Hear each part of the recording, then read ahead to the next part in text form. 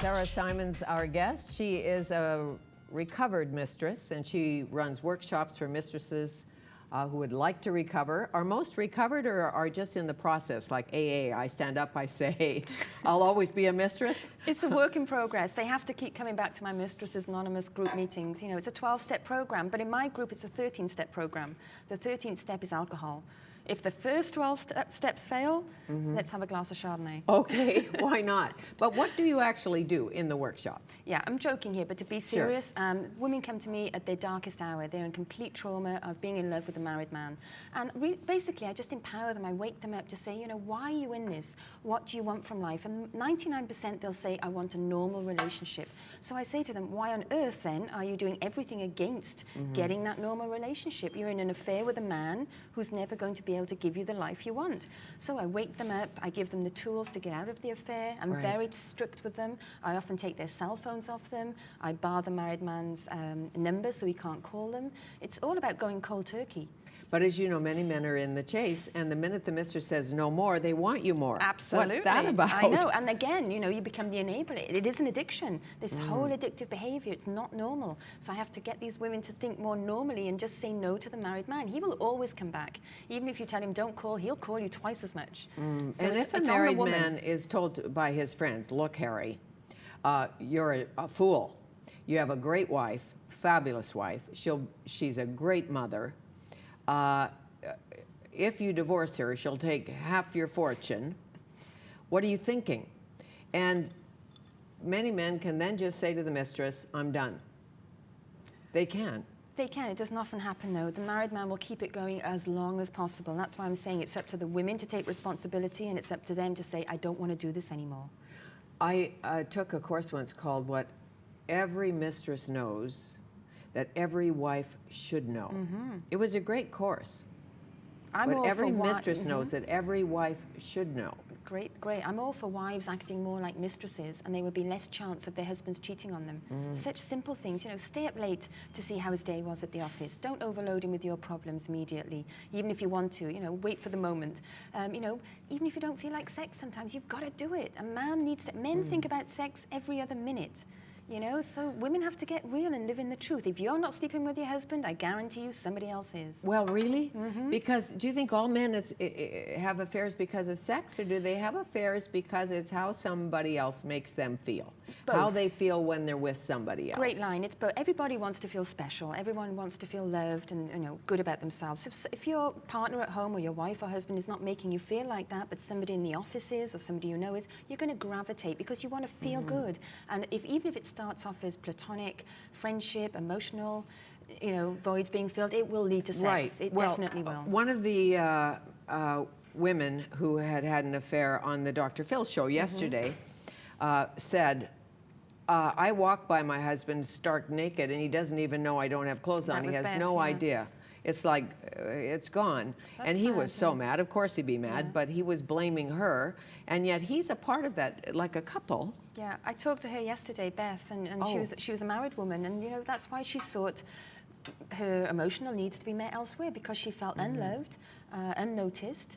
And the interesting thing is that they actually were on, you know, the gentleman, Richard, the husband, he'd met Beth through an affair. That was his second marriage, so he was no better than anybody else. Right, but he thought he was. I know he did. As I watched, I thought, we had a few words after the show, I've got to be honest, Fanny. I bet you did. What did you learn from being on the Oprah show and in a discussion with mistresses and husbands who cheat women? I'm sure. It's hard. I'm really honoured and humbled to even be on these shows, and I'm so glad to be here, and I'm really flattered that people are interested in this topic, the way that I'm taking it head on. You know, I don't care if people love me or hate me, but I hope they listen to me. I've got some really important messages on how you can affair-proof your marriage and how you should not be involved with married men because it will lead to nothing except heartbreak. So I'm here to do good and share my previous bad girl experiences and really give some. Yes, and one of the men in your life was the loudmouth chef, Gordon Ramsay. Potty-mouth chef. Potty-mouth chef, yes. I've met him. I've interviewed him. I didn't know you were in the picture. No, okay, in my radio chair, so it's okay. But I'm thinking that he can't be that happy about you outing him. Did you have to do a little soul searching about all of that? Should I tell? Do you know what I mean? You know, we were exposed. A lot of people knew where we were going to be that week, and Okay. I was having an affair with him on and off over a period of 7 years. So over that length of time, you do get blasé. We had lots of friends in the same circle. We worked in the same environment, and we were exposed. And when he denied the affair, and when the newspaper asked me if I wanted to go on record and tell my story, then hell yeah. If you're going to deny me and call me names, then I'm going to tell the story exactly as it is, word for word. So I was whisked off to an exotic location, told my story. He still denies it, but you know, I'm not the only one he's had an affair with, and cheats always get found out. Trust me, he will be Pretty outed much. even more. And do you think some women appreciate that their husbands have a mistress, they have an arrangement? There are open marriages. Absolutely. Many wives, sadly, choose to turn a blind eye. And I think that's almost as criminal as when the married man goes out to cheat. You know, she's saying, I don't want to have sex with you. I don't want to deal with the physical side of things. Go and do what you've got to do. But I still want to stay in the social environment, in my marriage. You know, I want the house and the cars and all that jazz, but I don't want to sleep with you. So she really puts her marital duties onto another woman. And yet when the affair comes out, the other woman is the one that's castigated. And it's so unfair. It's so judgmental. And if we could take the judgment out of it and think of it as part of the journey, that'd be so evolved. Right. But as you know, when you're in the situation, it's hard to be evolved. It really is. It's hard not to be angry and furious and hurt. Right. But I'm so thrilled to be in Vancouver. You know, I'm holding a seminar and workshop tonight for mistresses. And as I said, I've got about 15 women turning up. I'm sure after they see our show today, I'm going to hear from loads more. Right. I did not know there was so much infidelity in Vancouver. Well, I've got to say. Gee, don't tell anyone. Oh, I might have to stay an extra week. Just go to any fancy restaurant on a Thursday night. I did last night. Okay. Got in a little bit of trouble, but only with single guys. You don't know all the married men, but I do know a lot of them, and you will see married men whose wives you know who are out with their secretaries. Right. You know, but it's not cheating if the other person knows about it. Cheating is when you're doing something on the download, something very secretive. If his wife knows about it, she's as bad as him in my book. Sure, but you know, the fibs and lies part, you're having an affair with somebody and he only takes you traveling, for instance. He doesn't have an affair with you in the city, in London or New York. He only has an affair with you when he's on the road or you meet him somewhere. When or it he's suits him, he's a basically. big It's all sports about hero. him. The sports heroes often fly in their mistresses. The mistresses have really good seats at the hockey game. Yes, they do. Are we and speaking the from wife, experience here? no, Okay. of course not. The wife, of course, is at home watching the game, has no idea who's in the front row. Or has an idea, you know, maybe she is a woman who's turned a blind eye to it. You know, we have to keep real here. Everyone wants to castigate the other woman.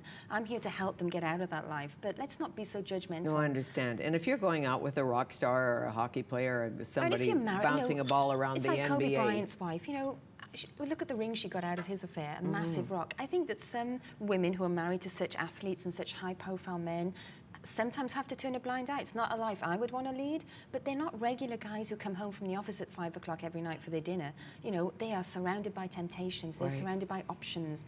And where there's many in power, there's women. And there's the odd musician who is faithful. There on is, the road and it's and very faithful. Of refreshing, course, you there's know? and there's sports And when I think that's heroes so and refreshing. elite athletes who are faithful. Right, not many. We could name one. We hate to say that. Let me think of one. Okay, let's move on. Yes, well, I'm sure we'll hear from some of the wives. Absolutely. And bottom line is, take yourself out of the fire. If he's not in, he's in the way. Absolutely. And also my message to women is be vigilant. Sometimes men will not tell you they're married to begin with, and then you fall in love with them 2 months down the line, 3 months down the line. It's happened to me. Then he tells you, got something to tell you. Actually married. Actually, my wife's pregnant. You know, you're hit with all these double whammies, and you just thought you were dating a regular guy. So, what if you dated a married man and he said to you right off the top, there's the first thing I want you to know is I am not leaving my wife. I will not destroy my family. I will never marry you, but I love you madly. at least What would you do? Well, everything then depends on the woman. What she'll probably fall into it and hope she can change him. She'll hope he'll fall in love with her and he will leave his wife. But at least that type of guy has come clean up front. He's said those things. That's far better than lying to her, saying he might leave, or even worse, saying he's not married. So if everybody's living in the truth, then at least you can make the best decisions for you. That's my Exactly. The truth is really what it's all about. But how many people do you know confess, come home and say, we need to talk? Sadly, not. Well, I hope that through the work I'm doing and just having this show this morning, bringing infidelity to the homes of people that might be going through this. I always say that infidelity is like the distant rumble of thunder. It could affect you. or it is affecting you, or perhaps you want to have an affair. But really, I just want to make people think about themselves and think about their tomorrows. What you do today can destroy your tomorrow. Right, so now if you're tempted, I won't suggest Donald Trump. I'll suggest somebody a little more exciting.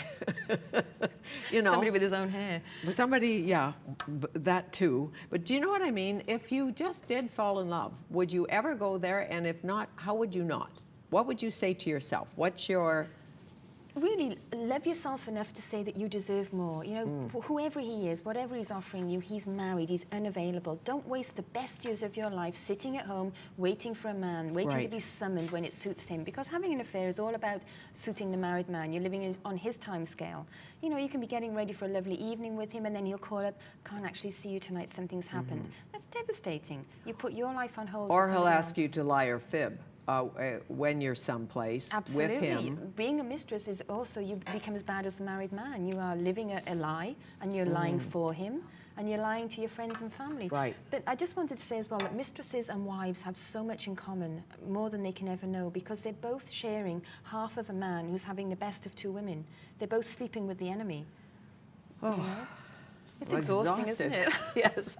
How nice to meet you. Thank you so much. Thank you so much. Sarah Symonds, Mistresses Anonymous Workshops, May 5th through the 8th here in Vancouver. Absolutely. And any woman watching the show this morning, if they can go to mistressesanonymous.com and register there, I can tell them where so you the can meetings remain anonymous. Absolutely. But I can tell them where the locations are if they want to come to the site. Great.